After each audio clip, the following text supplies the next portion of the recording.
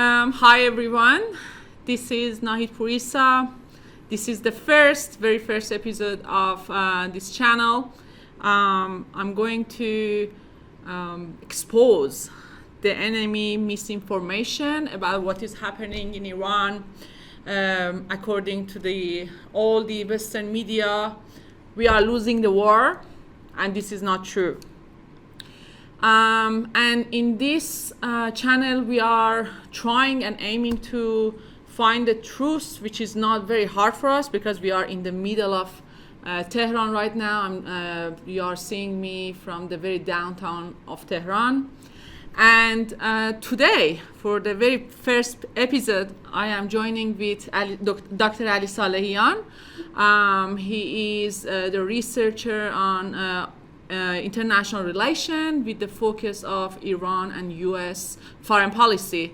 Hi, Ali. Thanks for being here. And to all the viewers, thanks for having me and inviting me. I hope that we have a good discussion about what is going on really in Iran. What is going on really in Iran? Yeah, it's a big question that what is happened, why it's happened, and maybe the current hot topic of the whole news that is it Trump going to joining this unlawful and strikes and attacks to Iran? We can discuss about it. Yeah, absolutely. Well, what we are hearing from outside of Iran is very different from what we are seeing here right now. The attack on the Friday early morning, to be honest, was really shocking for all of us to wake up to the sound of explosion all over Tehran. It was huge. It was magnificent that enemy dared to actually come to Iran and do what it was alerted for so many times that shouldn't do.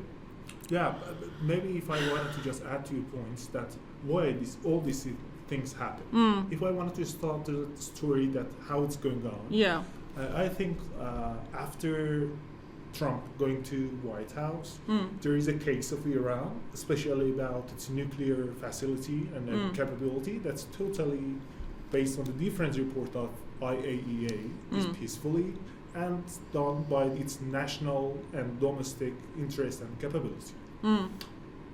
They, as a person, Trump, who just withdraw of JCPOA, wanted to just neutralize this national capability of Iran, total. They have started different dialogues, as it mentioned, I think it's more than 6 times they have had this kind of negotiation with Witkoff and Foreign Minister Araghchi.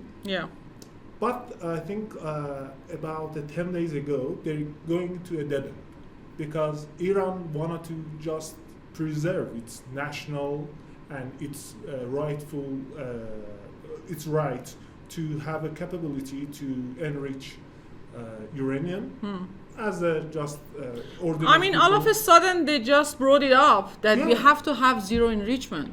From where? From where you thought you can have this power over us to have zero enrichment. It's not going to happen. And also, I have to say, there were so many people in Iran that they were not already optimistic about going through another round of negotiation. Like, that was a very legitimate question to ask. Why are we doing this when we had JCPOA and then Trump actually... This is one of the maybe miscalculation that your program is going to address it.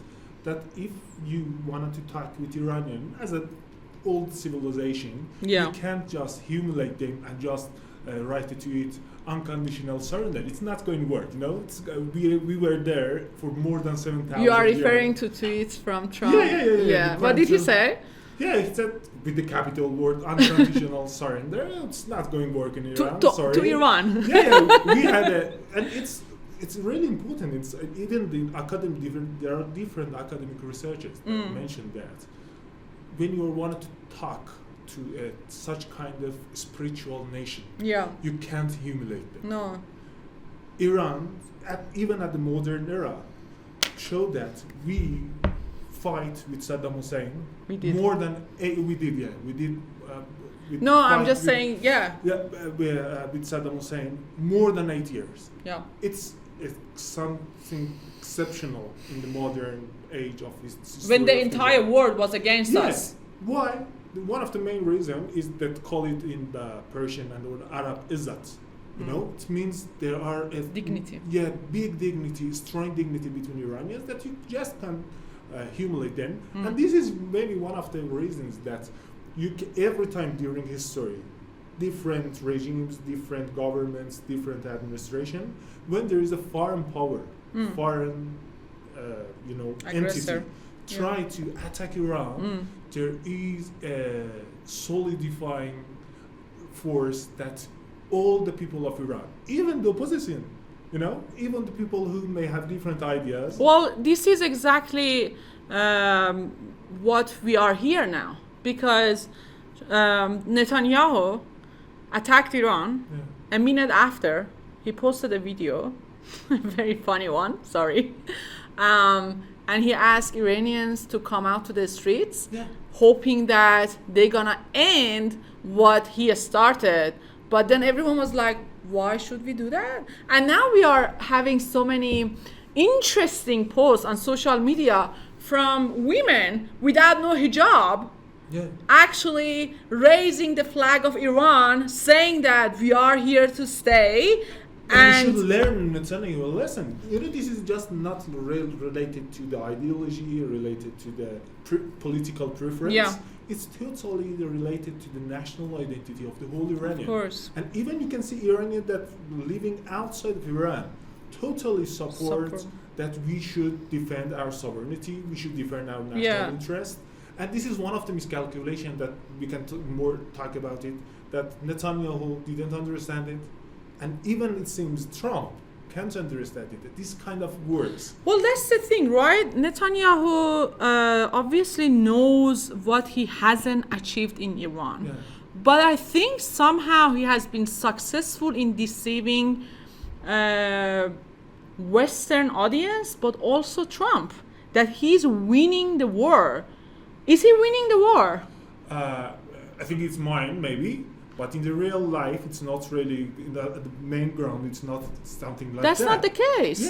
Yeah, the main idea behind the attack, the unlawful attack against Iran, is just repeating that what was happened against Hezbollah. Just eliminating the whole commander staff, eliminating their attacking their missiles capabilities, and they will be this they call in academic one shock and awe doctrine.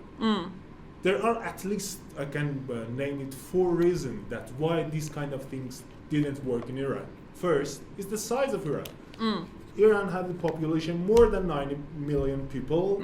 There are different thousands of commanders and militaries who did, and it's interesting that all the person that are replacing in the commander staff of Iran, they have experience to fight against Saddam Hussein. It means that there are big amount of. And I also have heard that they are even more radical. Like we praise Hajizadeh, but also we are hearing that the ones that are coming, oh my God.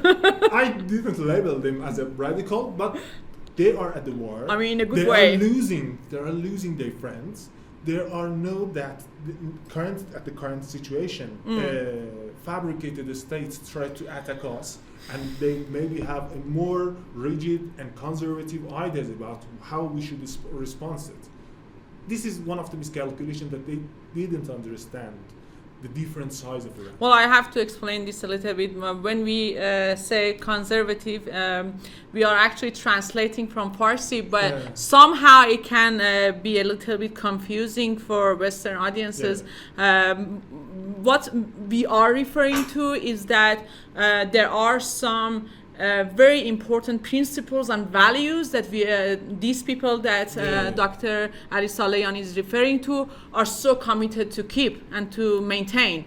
And this is like if we use the word in Farsi, which is muhafazekar, it means that you are containing and you are defending the very important revolutionary values of 1979 Islamic Revolution. Yeah, exactly. Thanks for your correction. No, it's okay. The first one is size. The second miscalculation is about the depth of Iran. Yeah. What does it mean?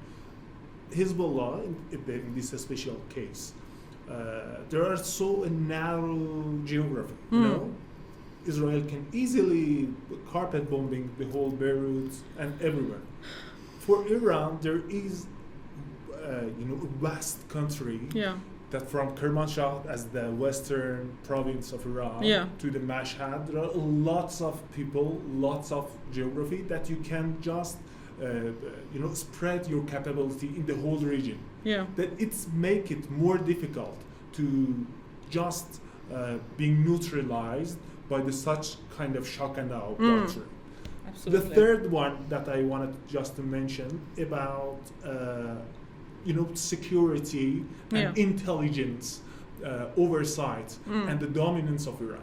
Yes, it's without any doubt, and frankly and unfortunately, the attack that was happened in the last Friday was a shocking moment and operation against the intelligence of Iran.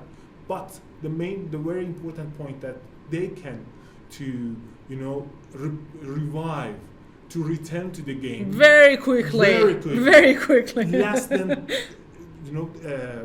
I think 12 hours. 12 hours, yeah. Less than 12 hours. The whole operation, the whole air defense capability, the staff of commander, the intelligence service, all the things going. Everything was in order.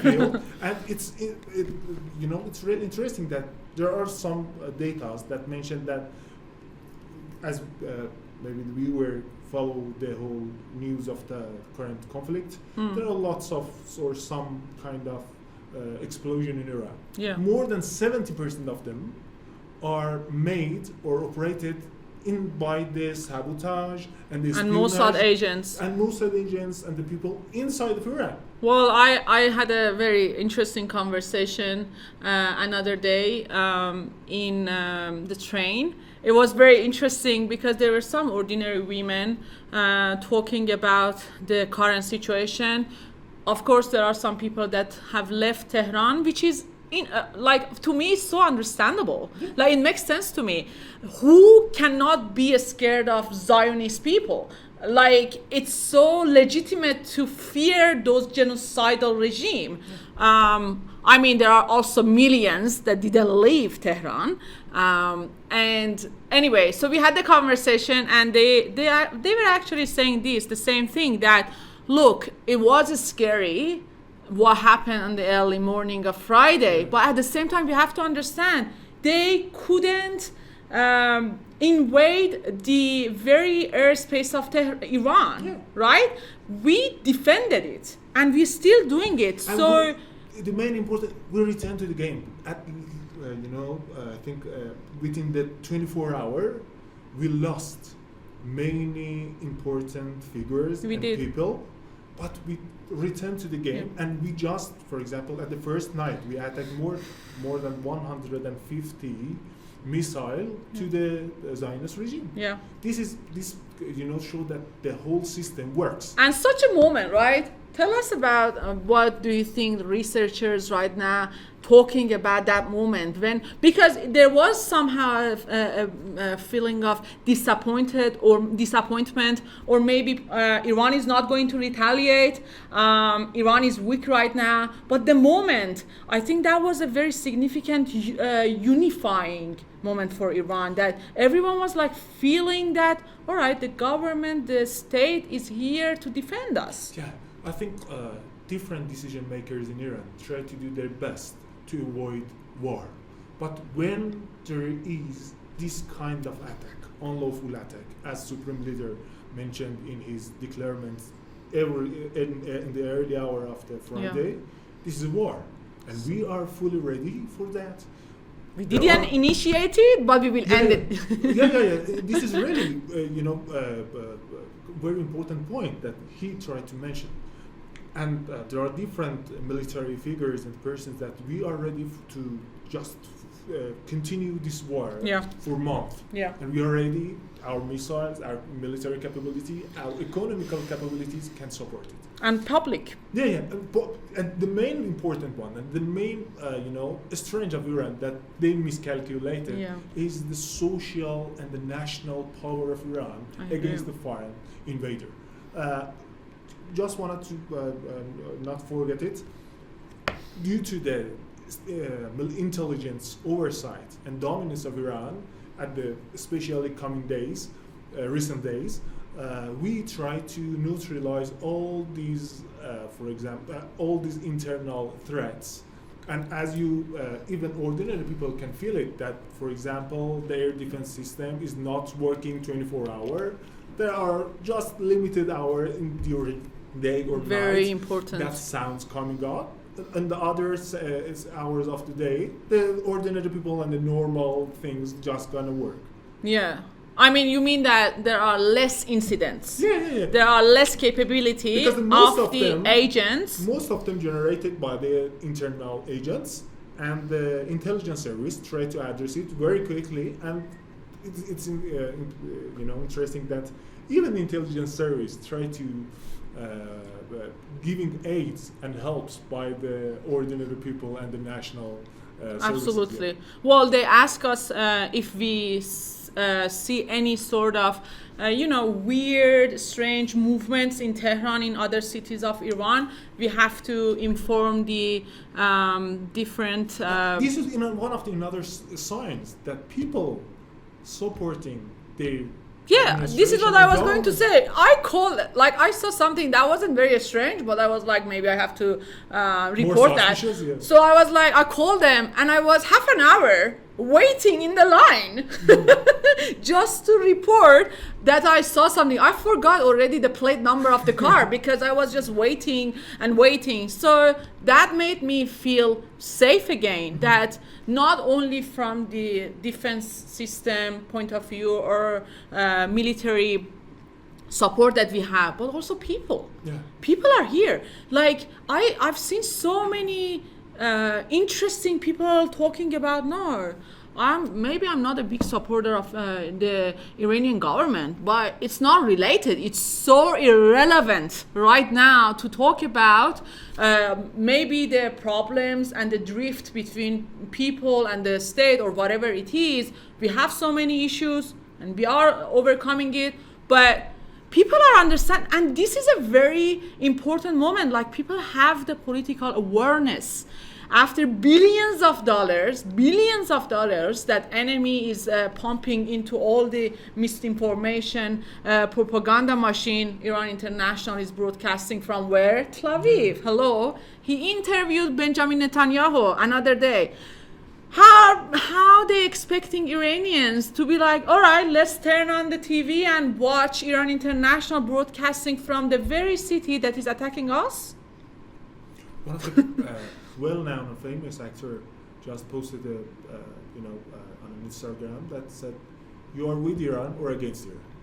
There is no third option. No. This is the main idea of Iran, and this is the fourth miscalculation. I just wanted to note that they didn't understand it. Yeah. They didn't understand it, that Iranian people just unify against it, and they learn. Yeah. During all these stories, I just wrote a op-ed and an article that mentioned that from the Alexander the Great to the Saddam Hussein, you can see this experience, this repetitive behavior from the Iranians.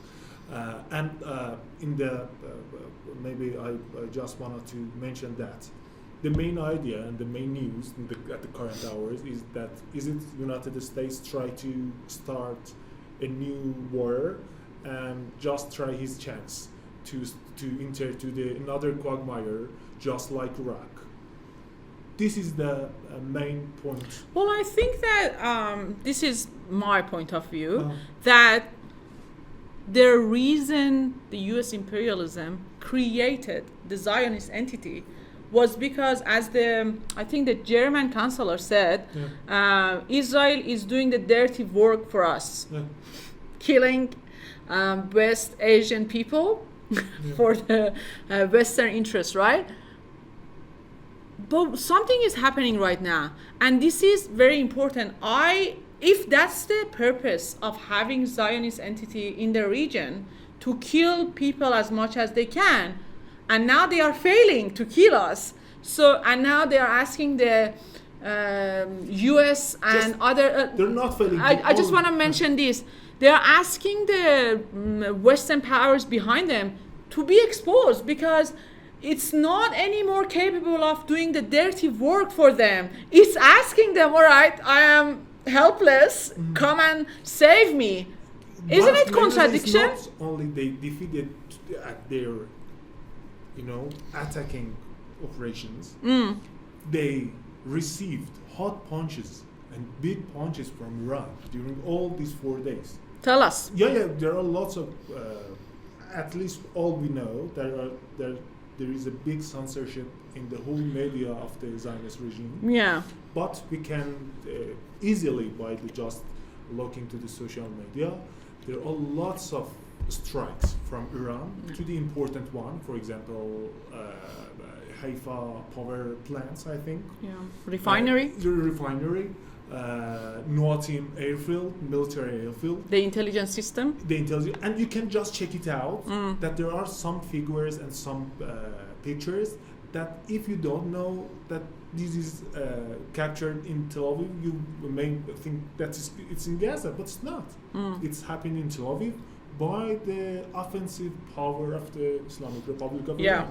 And just last night there was a report that said if there is no aid from the United States, the whole air defense system couldn't, last more than 12 days. Yeah. We all know, all the Iranians know.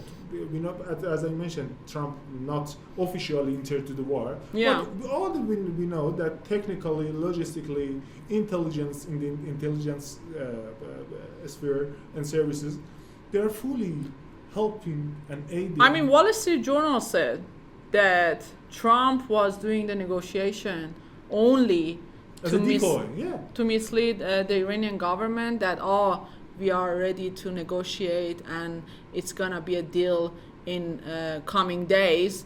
But then in reality, we were preparing to attack Iran.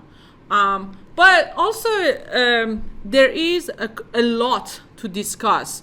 It's one thing is that what we are doing as a retaliation against Israelis, but also our defense system is doing well. What is happening with this F-35 pilot?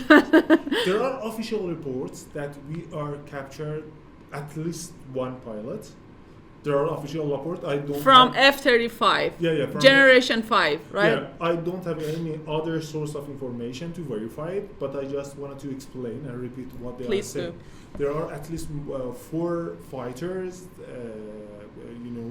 being toppled down by the air defense system, and at least we are capturing 1 pilot alive. Maybe in the hilarious, right? Yeah, maybe in the upcoming days we can. It's hilarious. It hasn't happened in the history. What is happening? Like, Trump said they have control over the sky. This is one of the main miscalculations that they are trying to, show Iran as a weaker state. Absolutely. It's not going to work. No. Just like that. And I just wanted to say, if there are lots of options. Yeah. In the toolbox of Iran, we learn that how we survive in this part of geography. Absolutely. We have a very, very good capability at the offensive, at our missile service and missile capabilities. We can affect easily on the energy prices and the oil prices if the situation going somehow differently. Well, I think he's referring to shutting down Hormuz Strait, right? This is only a special option. In a second, we can do that. Yeah, it's a minor option. There are lots of other things. They don't know where Iran is? Maybe. I mean, the four reasons you were explaining about their miscalculation, I mean, that they are very deep. Just look at the map where Iran is and how Iran can actually bring about the most, painful outcomes from the decision that they can make very easily. And I have to say, look, our commanders and so many people are actually holding back the anger. It's very hard for us to practice this strategical patience. It's not coming from we cannot do it or we are intimidated. Yes. You have to understand this. It's a rational choice. It's not based on our weakness. It's not. Hajizadeh was willing to destroy Israel. And the reason he didn't, and the reason we are doing it right now, it's because we can, and also we determined, and you gave us the reason. We've been waiting for this moment. The sad moment that I think for the Americans and even the Zionists and all the Westerns, they try to strike a very small nation and groups, we call it Houthis or Yemens, in the Bab el-Mandeb Straits. And what happened? They didn't defeat it. They came to neutralize their capabilities, their missile capabilities. And Iran is much bigger, more capable, and have lots of options. They killed 55,000 people in Gaza. Did they defeat Hamas? You can just check it out, that how it's going on. And I think last day just tried to attack some rockets to the Zionist regime. Oh, wow. Yeah. The important thing is that there are lots of, and if I just wanted to, a suggestion or advice to the all Americans, look at it. Iran first is, there are lots of signs that Iran is not weak. Iran has so much capabilities. Yep. As I mentioned, at least we can, with the easy operation, can just jump the oil prices more than $100 easily. Well, people are talking about 400. Yeah, maybe. It is, as I mentioned, there are lots of options. Yeah. And I think the sad moment again for the old Americans, that even the biggest scholar, just like Mearsheimer, mentioned that our foreign policy mentions Americans. Yeah. American foreign policy hijacked by the Zionist regime. The whole Trump team, especially his person, it seems that all the information, all the ideas, all the things that, for example, Iran is weak, we killed the whole commander, all these kind of things fabricated by Netanyahu, and Trump believed that. This is maybe could be the fifth miscalculation within the Americans. Thank you so much, Dr. صالحیان. This is so important. That was a very great conversation. Is there anything else you want to add? No, just thank you. And I just wanted to admire you that you're doing a very important role to just try to provide an alternative narratives other than mainstream. Exactly. Like, this is what Iran is doing. And you guys just need to have one job. Make sure you know the reality, right? Even if you want to support Iran, you don't have to say, oh, Iran is weak and we have to support it. Or if you are in Western countries, you have to protest. You have to organize something against the war that is happening right now. This is something very important. If you are an activist and you are pro-Palestine and you have been able to organize protests to support Palestinians, that's the same cause. Iran is the only nation state in the world. Iran is the only nation state in the world that is supporting the cause of Palestine from the day one after 1979 Islamic Revolution. Thank you so much. Thank you. Thank you.